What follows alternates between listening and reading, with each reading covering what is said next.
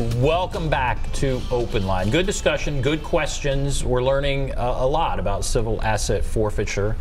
And you wanted to even add some more information. I guess you both did, right? You wanted to make sure there's a distinction here. Yeah, that the viewing audience understands that this is different from the state program. This is a federal collaboration with our police department and the DEA. This is large seizures, and what Captain Alexander expressed earlier. This is long-term investigations over many months, over many years.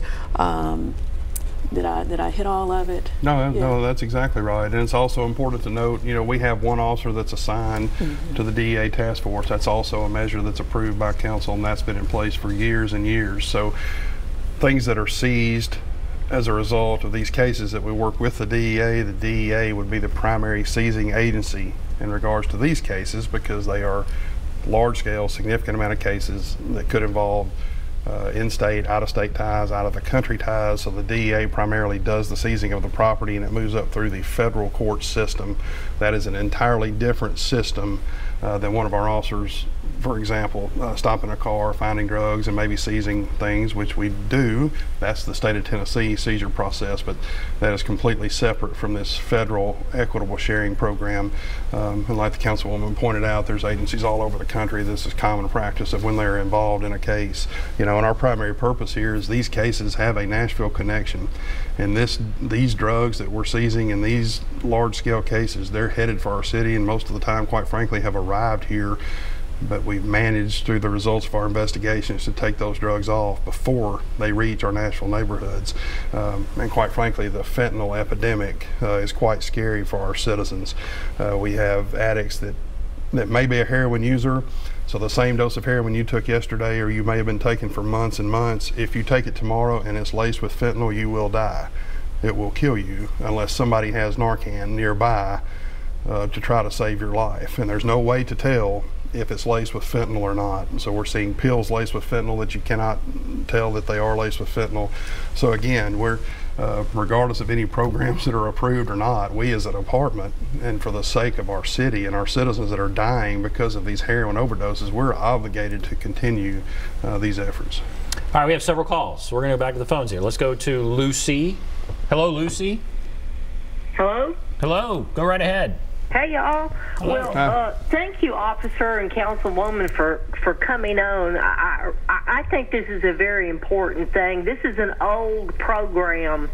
A lot of what Channel 5 has done on this seizure, pulling you over on the interstate, I think the state of Tennessee, in my opinion, I'm not an attorney, but I think they have used the Patriot Act, where they have suspended habeas corpus to do that kind of crap and basically rob you and say you can't drive around with a large sum of cash in your car. This is different. Back in the mid-90s, some Stratford High School seniors, I think, or juniors, were doing the local drug trade. These kids had 4 or 5 houses or something, all these expensive cars, and nobody was noticing.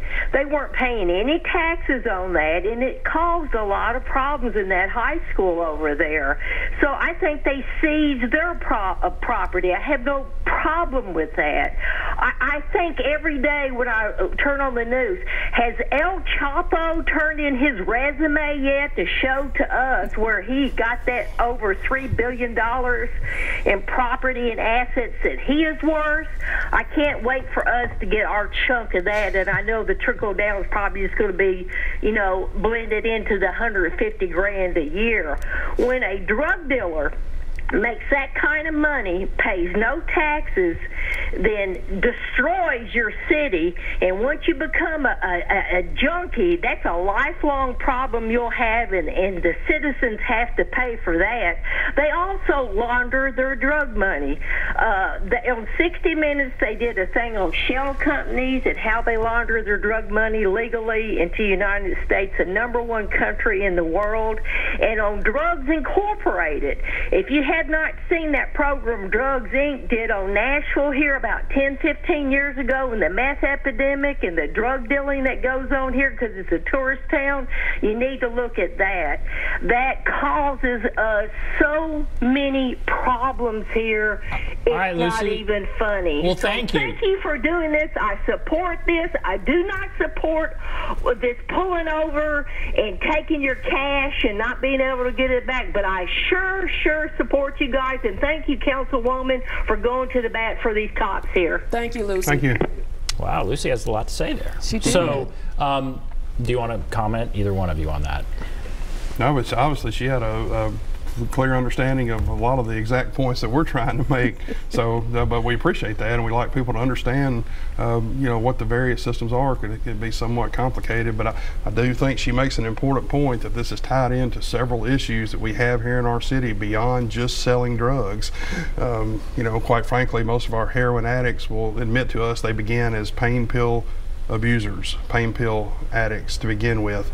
A lot of our average pain pill addicts admitted to us that they had about $140 a day habit. So again, this epidemic that is an addiction drives thefts, robberies, burglaries, vehicle break-ins, and things of that nature. So again, we can't put all these different crimes into silos per se. It's all connected. All right, we have to take a break. So Brian, Greg, Joel, I think, whoever, if you're on the line, hold on. We'll take a break. We'll be back right after this. Thank you.